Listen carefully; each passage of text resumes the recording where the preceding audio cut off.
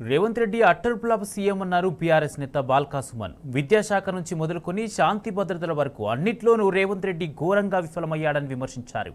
పరిపాలన గాలి కొదిలేసి పగలు ప్రతీకారాలతో రేవంత్ పబ్బం గడుపుకుంటున్నాడని మండిపడ్డారు సుమన్. ఇక్కడ పేరుకే ప్రజాపాలన అంటున్నారు కానీ ప్రజాపాలన కాదు, పగలతో కూడినటువంటి పాలన, ప్రతీకారాలతో కూడినటువంటి పాలన నడుస్తున్నట్టుగా కనబడతా ఉంది.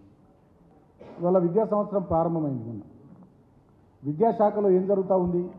ఒక గందరగోళమైనటువంటి పరిస్థితి కనబడతా ఉంది. కేసీఆర్ గారు గతంలో ముఖ్యమంత్రి ఉన్నప్పుడు, సబితా ఇంద్రారెడ్డి గారు విద్యాశాఖ మంత్రి ఉన్నప్పుడు అప్పటి పుస్తకాలు అవి ముద్రించబడ్డాయి. సో ముందు మాటగా అప్పటి ముఖ్యమంత్రి గారిది, అప్పటి విద్యాశాఖ మంత్రి గారిది ఉంది కాబట్టి అవి వాపసు తెప్పేయాలని. దీంట్లో ఏమైనా అర్థం ఉందా అసలు? మరొకవేళ ఏదైనా ఆలోచన ఉంటే మరి ముందే సమ్మర్లోనే మీరు నిర్ణయం తీసుకోవాలి, సమ్మర్లోనే సమీక్ష చేయాలి. ఎందుకంటే ముఖ్యమంత్రి గారి వద్దే విద్యాశాఖ ఉంది. వాళ్ళ రాష్ట్రంలో విద్యాశాఖకు మంత్రి లేరు.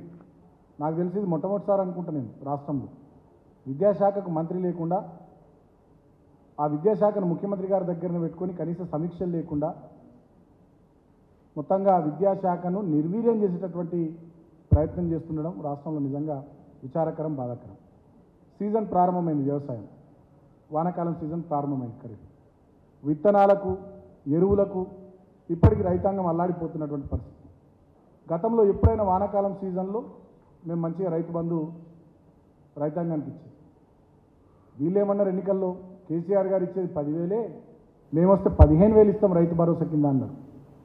మరి వానాకాలం సీజన్కి సంబంధించి ఇప్పటికీ రైతు భరోసా కార్యక్రమాన్ని ప్రారంభించింది. మరి ఇప్పుడు రాష్ట్రమంతా ప్రజలు రైతాంగం తుకం పోసుకున్నారు. ఇక నాట్లేసుడు స్టార్ట్ అవుతుంది. ఆల్రెడీ తుకాలు అందరూ పోసుకున్నారు. మరి ఇప్పుడన్నా నాట్లేసే సమయానికన్నా రైతు భరోసా ఇస్తారా, మరి 2,500 పెంచి ఏందనేటటువంటి విషయాన్ని రాష్ట్ర ముఖ్యమంత్రి ఇప్పటికీ మాట్లాడతలేరు, మంత్రులు మాట్లాడతలేరు, అధికారులు మాట్లాడతలేరు. ఇక ఇంకా దుర్మార్గం ఏంటంటే హోంశాఖ కూడా ఈయన దగ్గరనే ఉంది. హోంశాఖ కూడా ముఖ్యమంత్రి రేవంత్ గారి దగ్గరనే ఉంది. ఇవాళ రాష్ట్రంలో ఏం జరుగుతుందండి? ముఖ్యమంత్రి గారి సొంత జిల్లా ఉమ్మడి మహబూబ్నగర్ జిల్లాలో పట్ట పగలు సంజీవ్ అనే యువకుడిని కొట్టి చంపారు అందరూ చూడంగా. తర్వాత మా పెద్దపల్లి జిల్లా సుల్తానాబాద్లో ఒక పసిపాపను తీసుకొని పోయి అత్యాచారం చేసి, అదేవిధంగా హైదరాబాద్లో గంజాయి మూకలు స్వైర విహారం చేస్తూ ఉన్నాయి, వీడియోలు వచ్చినాయి సోషల్ మీడియాలో. పట్టపగలే హైదరాబాద్లో దోపిడీలు అవుతుంది. అంటే విశ్వనగరం హైదరాబాద్ వల్ల ఒక విషాద నగరంగా మారిపోయింది. ఎన్నికల ముందు నిరుద్యోగుల్ని రెచ్చగొట్టింది చాలామంది. ఇవాళ ఏం జరుగుతూ ఉంది? నిన్న ప్రజావాణిలో పోయి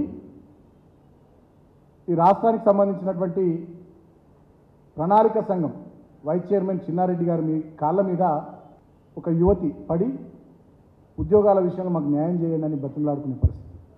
ఈ గురుకులాల్లో జేఏలు, డిఎల్కి సంబంధించి వివిధ ఉద్యోగాలకు ఎంపికైన వాళ్ళకి ఇప్పటిదాకా ఆర్డర్ చేయాలి. వాళ్ళని తిప్పుకుంటూ ఉన్నారు మంత్రుల ఇళ్ళ చుట్టూ, ముఖ్యమంత్రుల ఇళ్ళ చుట్టూ.